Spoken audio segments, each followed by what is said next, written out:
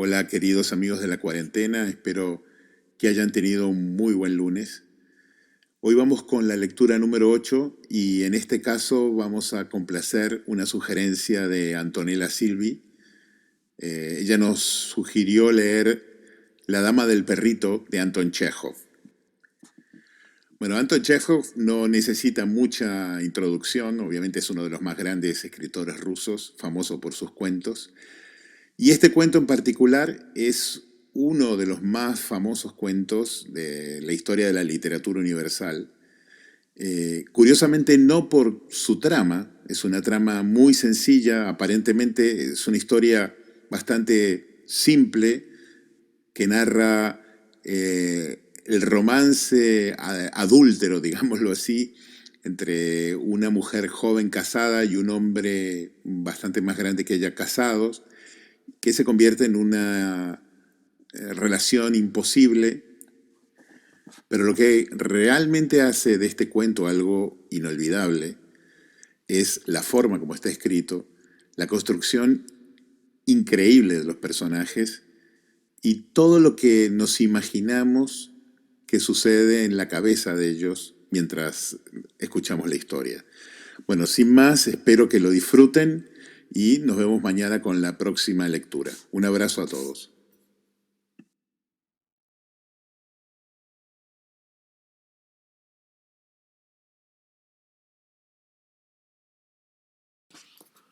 La dama del perrito de Anton Chekhov. 1. Un nuevo personaje había aparecido en la localidad. Una señora con un perrito. Dmitri Dmitrich Gurov, que por entonces pasaba una temporada en Yalta, empezó a tomar algún interés en los acontecimientos que ocurrían. Sentado en el pabellón de Verney, vio pasarse junto al mar a una señora joven, de pelo rubio y mediana estatura, que llevaba una boina. Un perrito blanco de Pomeraña corría delante de ella. Después la volvió a encontrar en los jardines públicos y en la plaza varias veces. Caminaba sola, llevando siempre la misma boina y siempre con el mismo perrito. Nadie sabía quién era, y todos la llamaban sencillamente la señora del perrito. Si está aquí sola, sin su marido o amigos, no estaría mal trabar amistad con ella, pensó Gurov.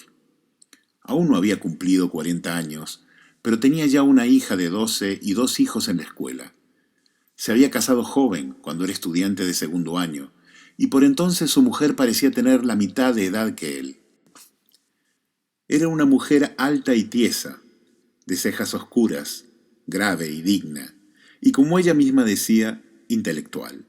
Leía mucho, usaba un lenguaje rebuscado, llamaba a su marido no Dmitri, sino Dimitri.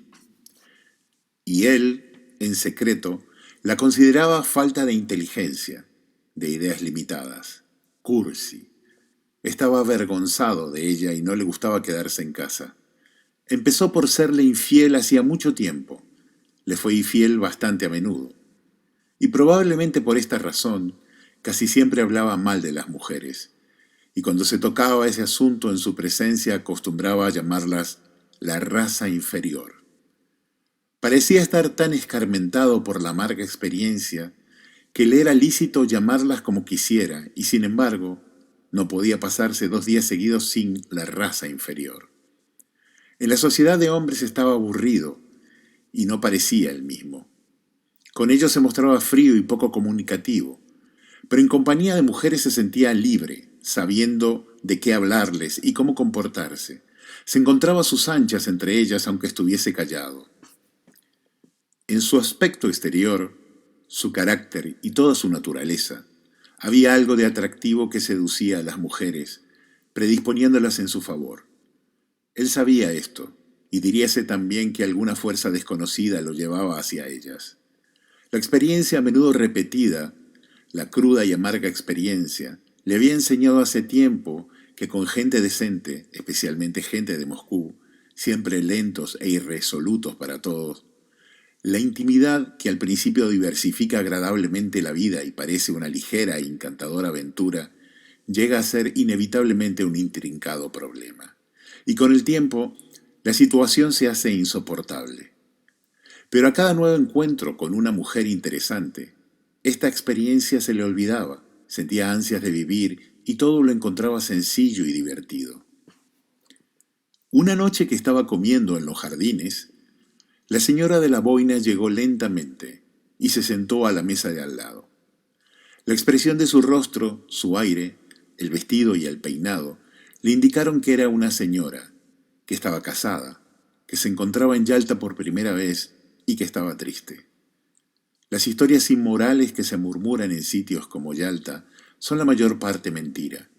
Gurov las despreciaba, sabiendo que tales historias eran inventos, en su mayor parte, de personas que hubieran pecado tranquilamente de haber tenido la ocasión. Pero cuando la señora del perro se sentó a la mesa de al lado, a 3 pasos de él, recordó esas historias de conquistas fáciles, de excursiones a las montañas y el tentador pensamiento de una dulce y ligera aventura amorosa, una novela con una mujer desconocida, cuyo nombre le fuese desconocido también, se apoderó súbitamente de su ánimo. Llamó cariñosamente al pomeraniu y cuando el perro se acercó a él, lo acarició con la mano. El pomeraniu gruñó. Gurov volvió a pasarle la mano. La señora miró hacia él bajando enseguida los ojos. «No muerde», dijo, y se sonrojó. «¿Le puedo dar un hueso?», preguntó Gurov, y como ella sintiera con la cabeza, volvió a decir cortésmente: «¿Hace mucho tiempo que está usted en Yalta?». «5 días». «Ah, yo llevo ya 15 aquí». Un corto silencio siguió a estas palabras. «El tiempo pasa deprisa y, sin embargo, es tan triste esto», dijo ella sin mirarlo. «Es que se ha puesto de moda decir que esto es triste. Cualquier provinciano viviría en Belgov o en Lidra sin estar triste. Y cuando llega aquí exclama enseguida: ¡qué tristeza, qué polvo! Cualquiera diría que viene de Granada». Ella se echó a reír. Luego ambos siguieron comiendo en silencio como extraños. Pero después de comer pasearon juntos y pronto empezó entre ellos la conversación ligera y burlona de 2 personas que se sienten libres y satisfechas, a quienes no importa ni lo que van a hablar ni hacia dónde han de dirigirse. Pasearon y hablaron de la luz tan rara que había sobre el mar. El agua era de un suave tono malva oscuro y la luna extendía sobre ella una estela dorada. Hablaron del bochorno que hacía después de un día de calor.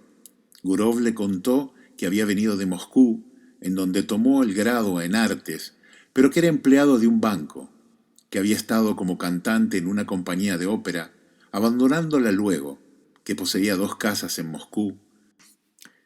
De ella supo que había sido educada en San Petersburgo, pero vivía en ese desde su matrimonio, hacía 2 años, y que todavía pasaría un mes en Yalta, donde se le reuniría tal vez su marido, que también necesitaba unos días de descanso.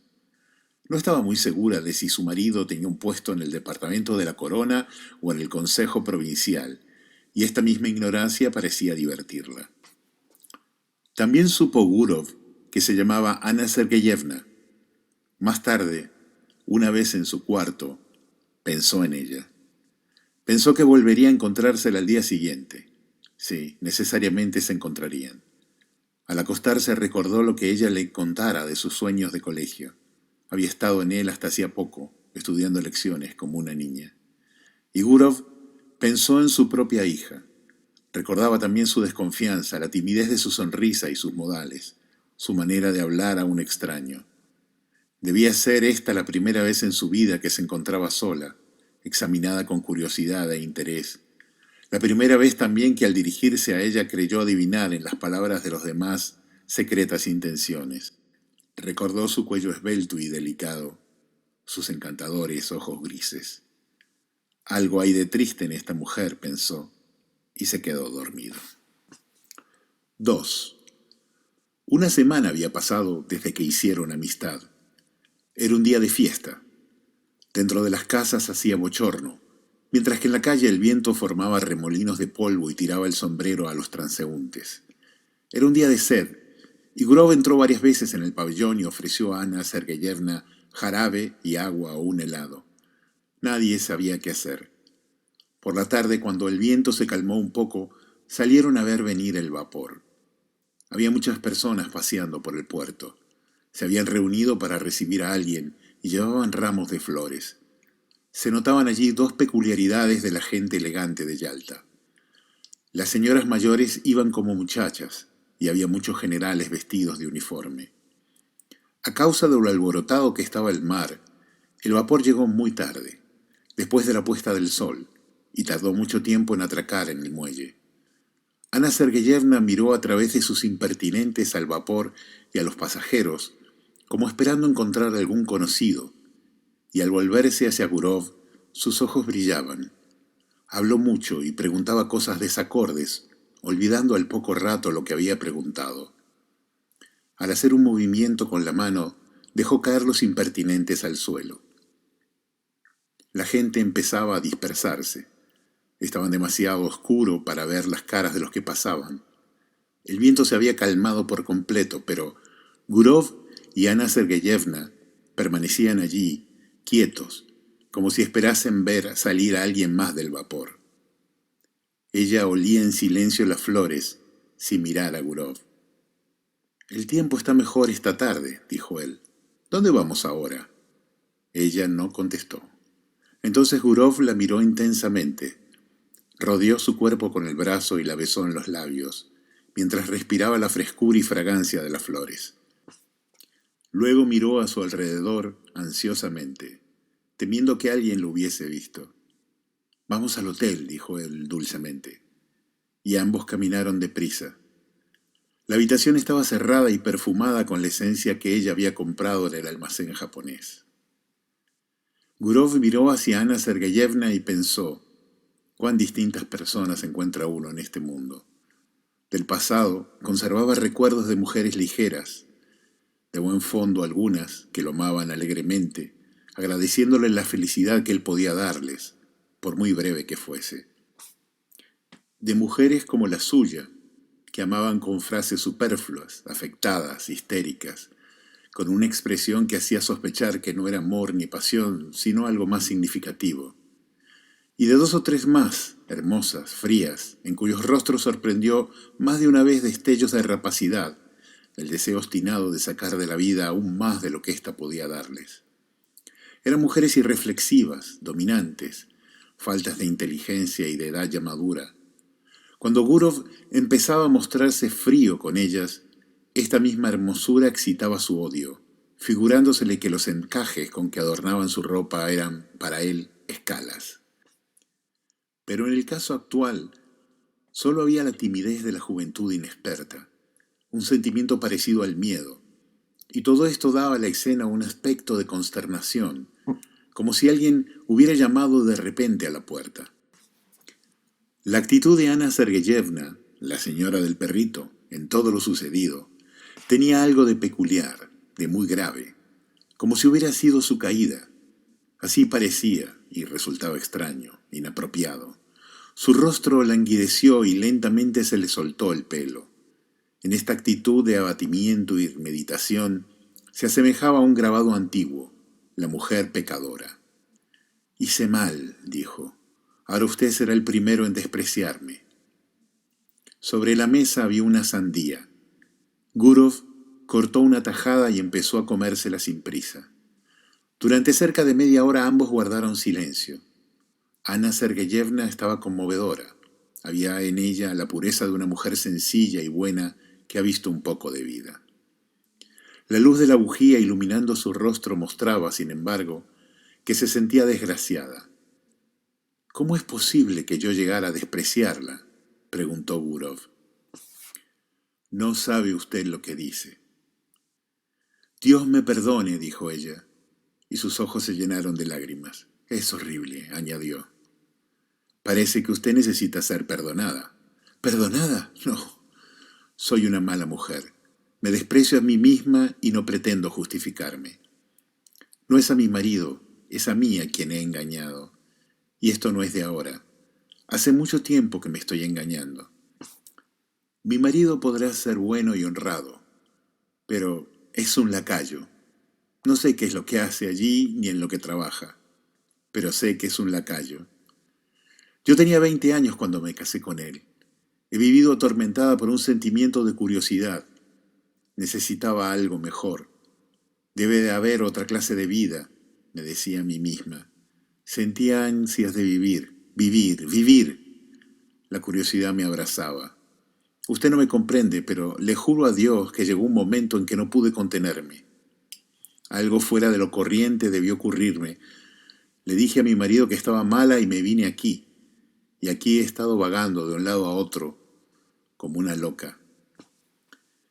Y ahora me veo convertido en una mujer vulgar, despreciable, a quien todos mirarán mal.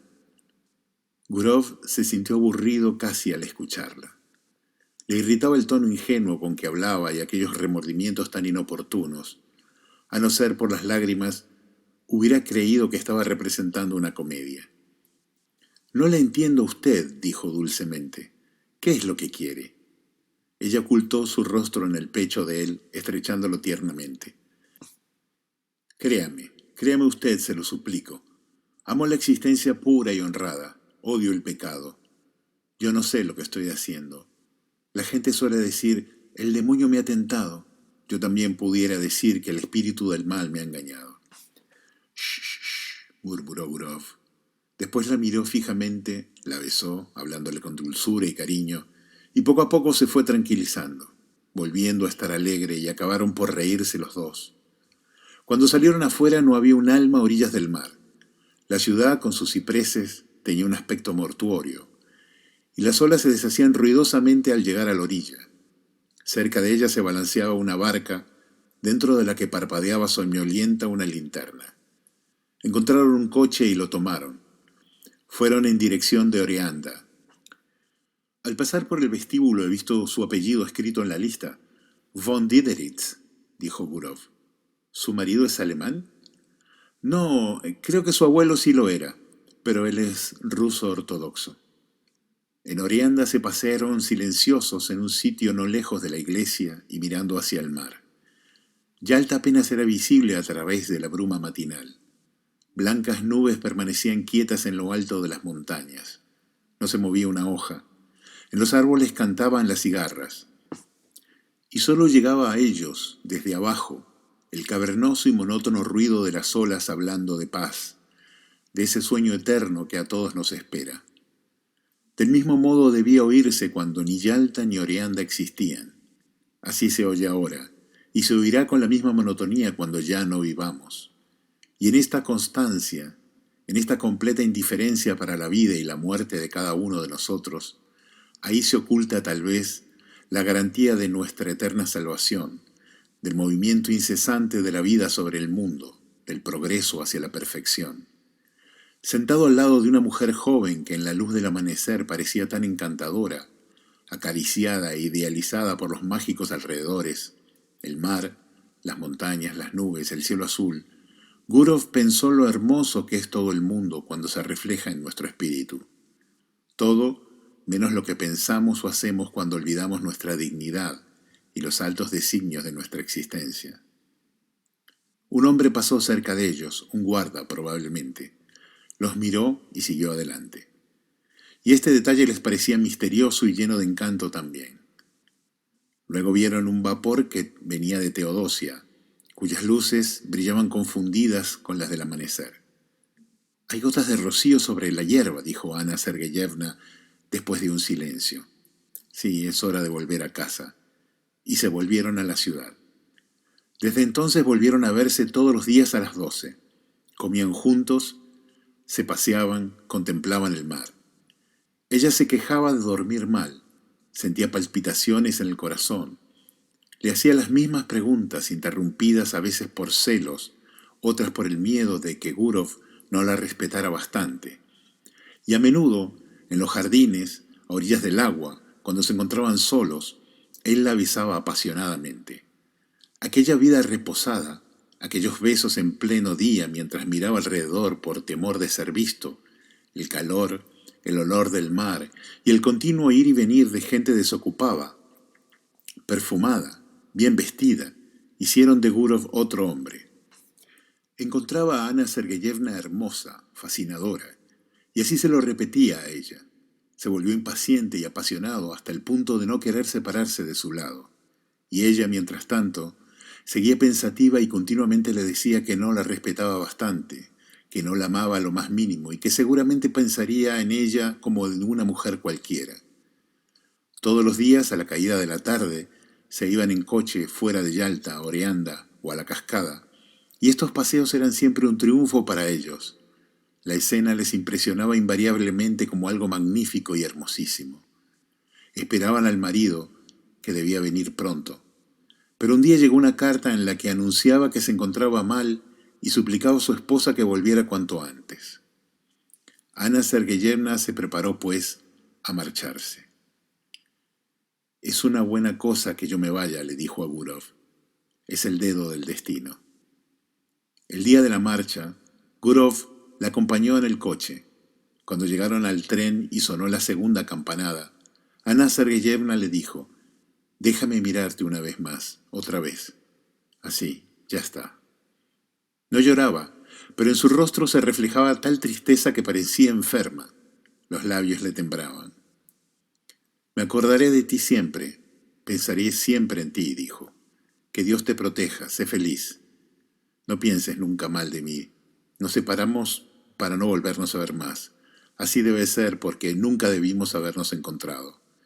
Que Dios sea contigo. Adiós». El tren partió rápido.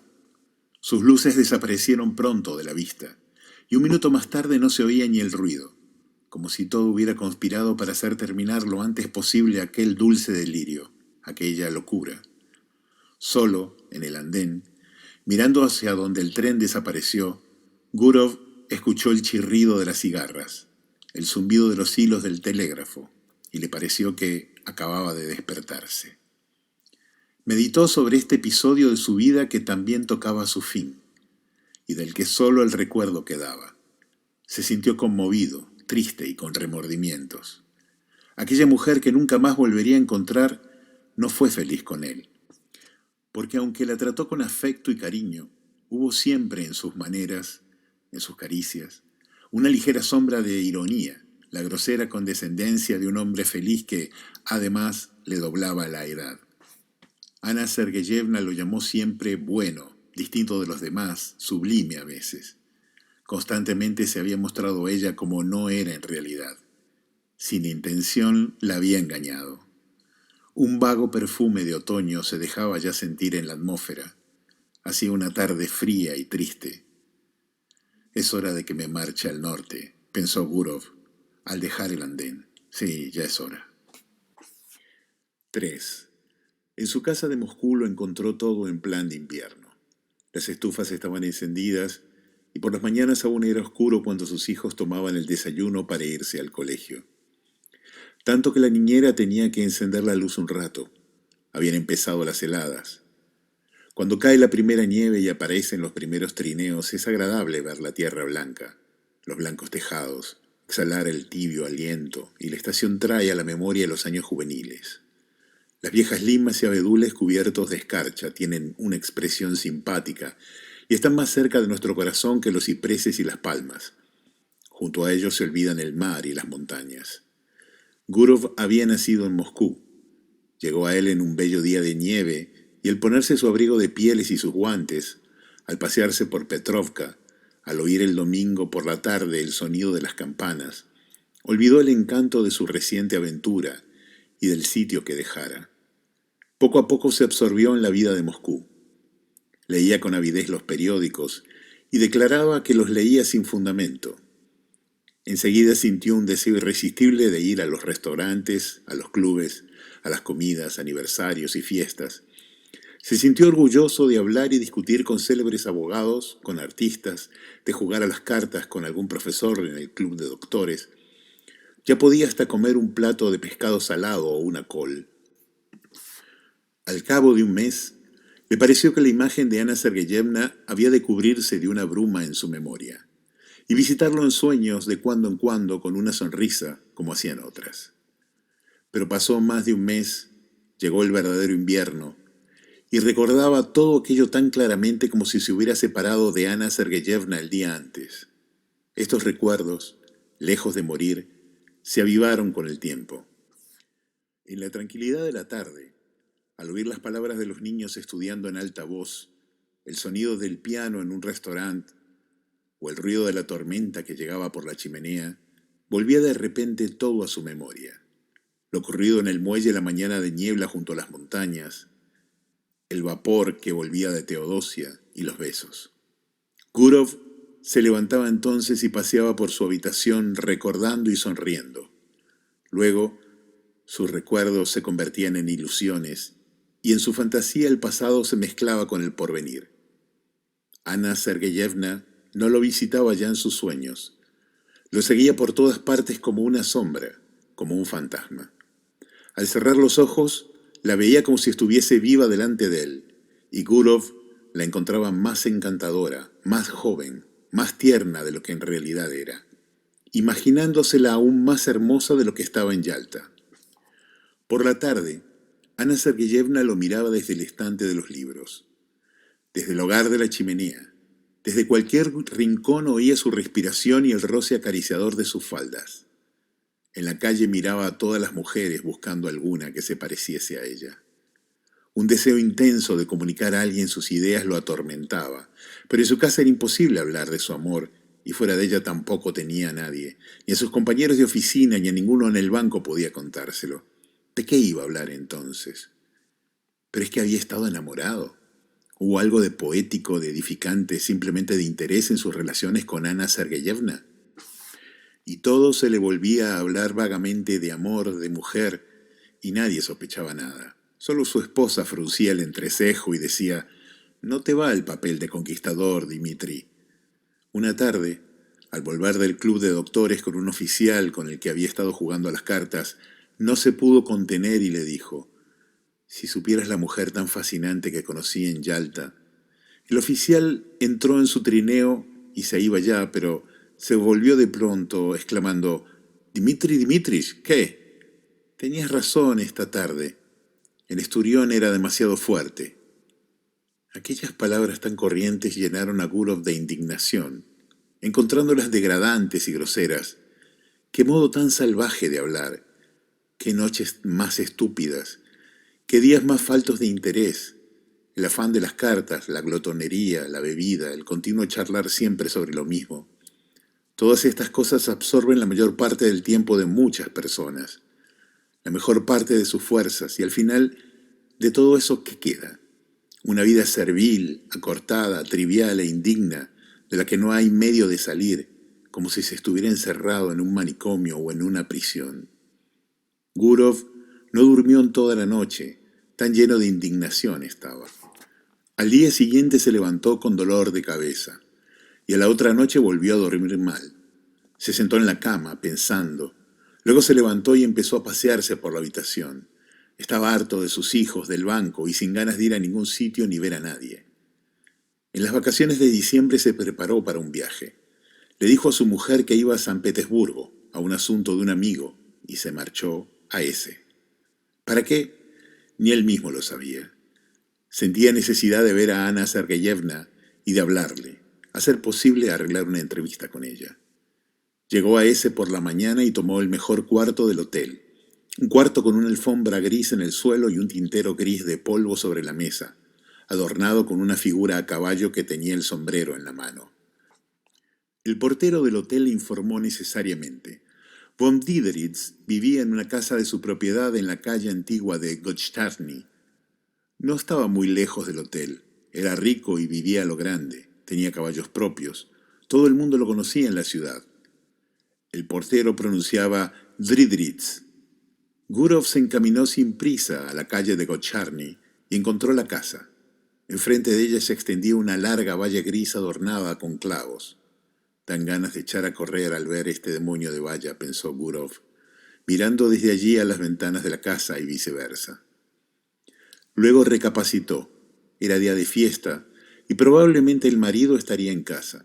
De todos modos era una falta de tacto entrar en la casa y sorprenderla. Si le mandaba una carta, podía caer en manos del esposo y todo se echaría a perder. Lo mejor de todo era esperar una ocasión, y empezó a pasearse arriba y abajo por la calle esperando esa ocasión. Vio a un mendigo que se acercaba a la verja y a unos perros que salieron a ladrarle.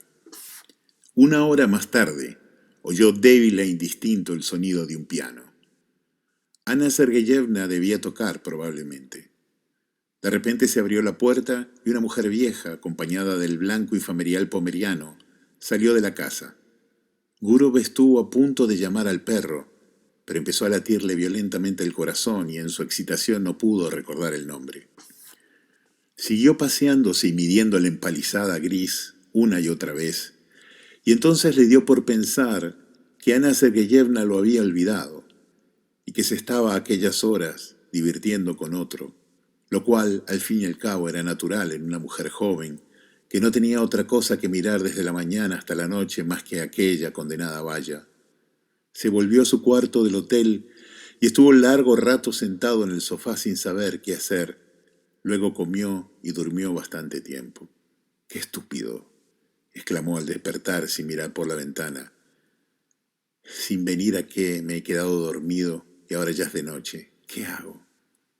Se sentó en la cama, que estaba cubierta por una colcha gris como las de los hospitales, y empezó a burlarse de sí mismo. Sentía un fastidio terrible.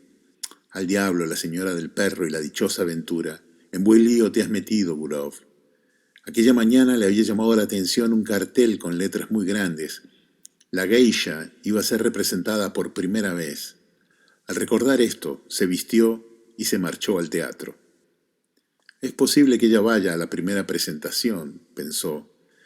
El teatro estaba lleno.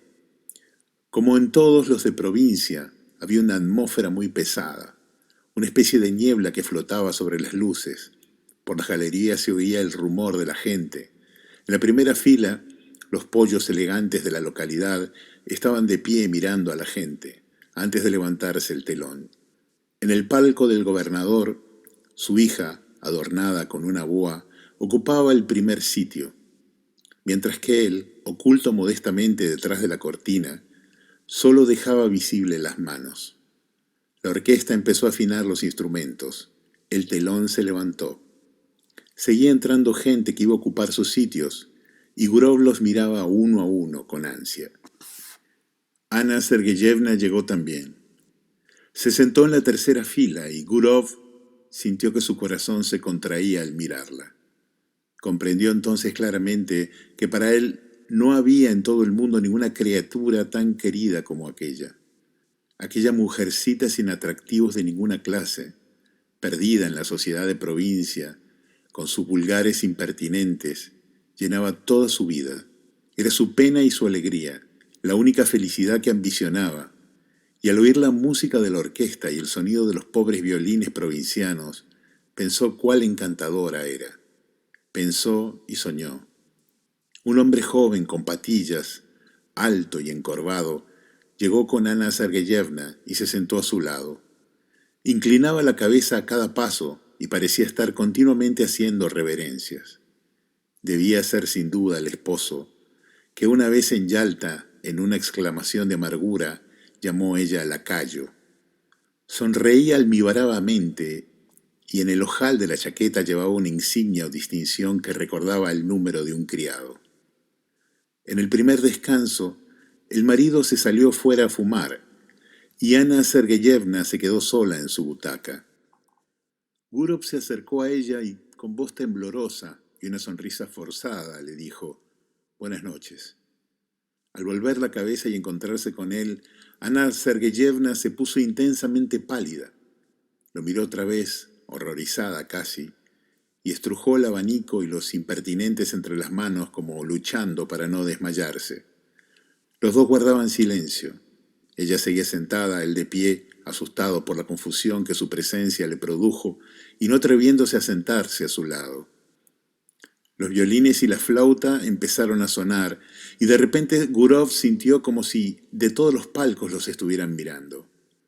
Ana Sergeyevna se levantó marchando rápida hacia la puerta.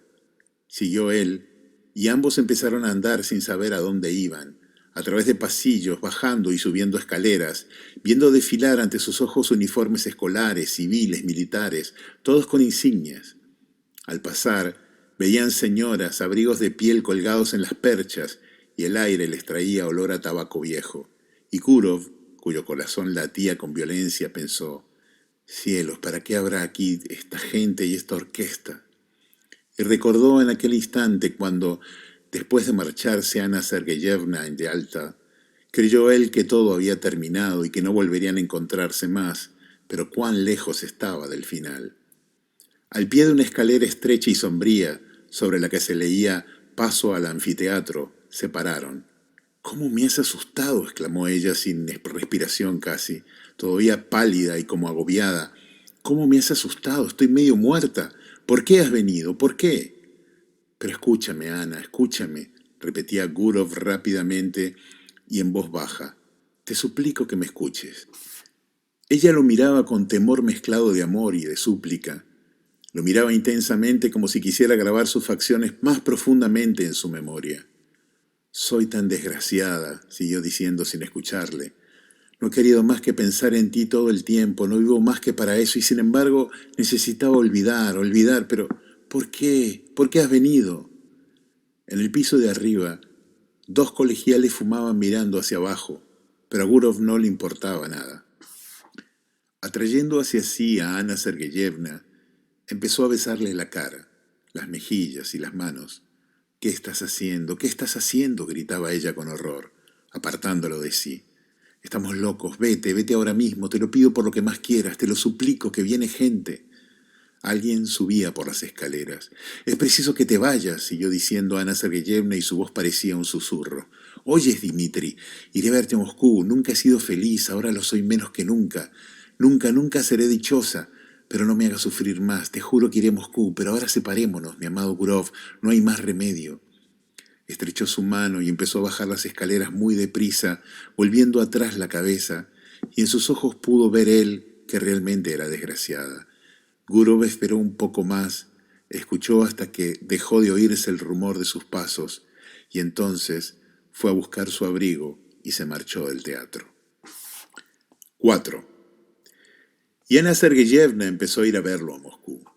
Cada 2 o 3 meses abandonaba ese, diciendo a su esposo que iba a consultar a un doctor acerca de un mal interno que sentía. Y el marido le creía y no le creía. En Moscú paraba en el hotel del Bazar Eslavo, y desde allí enviaba a Gurov un mensajero con una gorra encarnada. Gurov la visitaba, y nadie en Moscú lo sabía. Una mañana de invierno se dirigía hacia el hotel a verla. El mensajero llegó la noche anterior. Iba con él su hija, a quien acompañaba al colegio. La nieve caía en grandes copos blancos. «Hay 3 grados sobre cero y sin embargo nieva», dijo Gurov a su hija. «Solo hay deshielo en la superficie de la tierra. A mucha más altura de la atmósfera la temperatura es distinta completamente». «¿Y por qué no hay tormentas en invierno, papá?». Y le explicó esto también. Hablaba pensando que iba a verla a ella, que nadie lo sabía y probablemente no se enterarían nunca. Tenía 2 vidas, una franca, abierta, vista y conocida de todo el que quisiera, llena de franqueza relativa y relativa falsedad, una vida igual a la que llevaban sus amigos y conocidos, y otra que se deslizaba en secreto. Y a través de circunstancias extrañas, quizá accidentales, resultaba que cuando había de él de verdadero valor, de sinceridad, todo lo que formaba el fondo de su corazón estaba oculto a los ojos de los demás. En cambio, cuando había de él de falso, el estuche en que solía esconderse para ocultar la verdad, como por ejemplo su trabajo en el banco, sus discusiones en el club, aquello de la raza inferior, su asistencia acompañado de su mujer a aniversarios y fiestas, todo eso lo hacía delante de todo el mundo.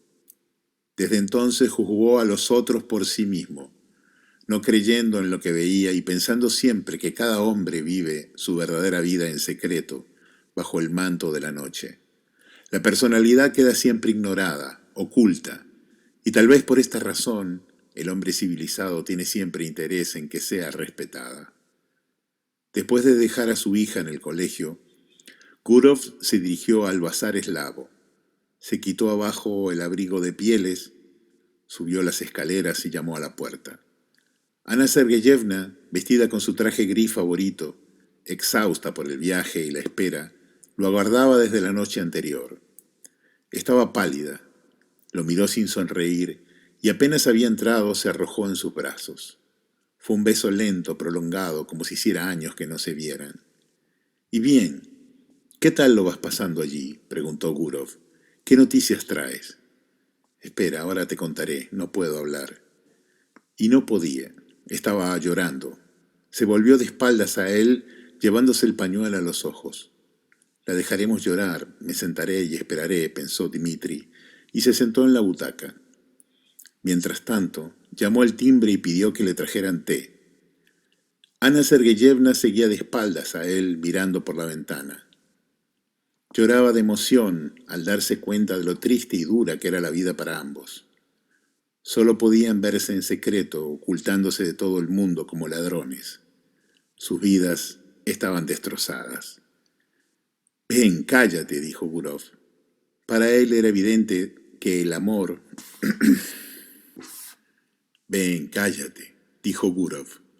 Para él era evidente que aquel amor tardaría mucho en acabarse, que no podía encontrarle fin.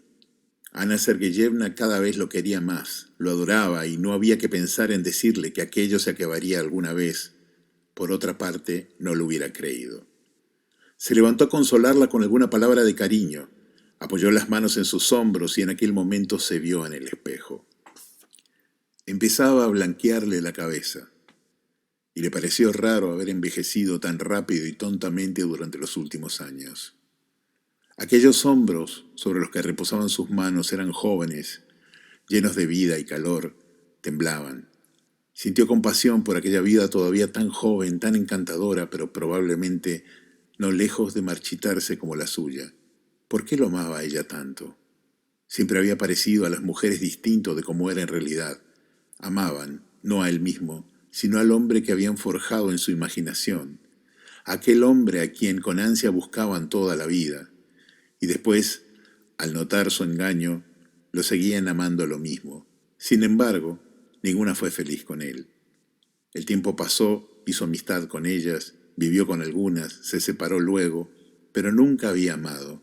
Sería lo que quisiera, pero no era amor.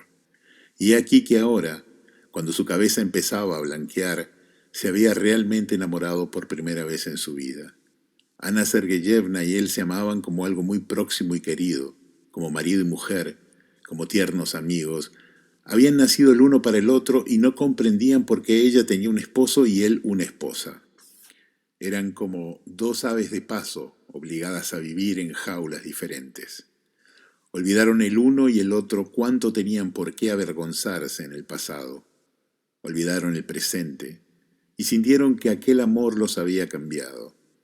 Otras veces, en momentos de depresión moral, Gurov se había reconfortado a sí mismo con razonamientos de alguna clase. Pero ahora no le preocupaban estas cosas. Sentía profunda compasión, necesidad de ser sincero y tierno. «No llores, querida», le dijo. «Ya has llorado bastante. Vamos, ven, hablemos un poco, arreglaremos algún plan». Entonces discutieron sobre la necesidad de evitar tanto secreto, el tener que vivir en ciudades diferentes y verse tan de tarde en tarde. ¿Cómo librarse de aquel intolerable cautiverio? ¿Cómo? Se preguntaba Gurov con la cabeza entre las manos. ¿Cómo? Y parecía como si dentro de pocos momentos todo fuera a solucionarse y una nueva y espléndida vida empezara para ellos. Y ambos veían claramente que aún les quedaba un camino largo por recorrer y que la parte más complicada y difícil no había hecho más que empezar.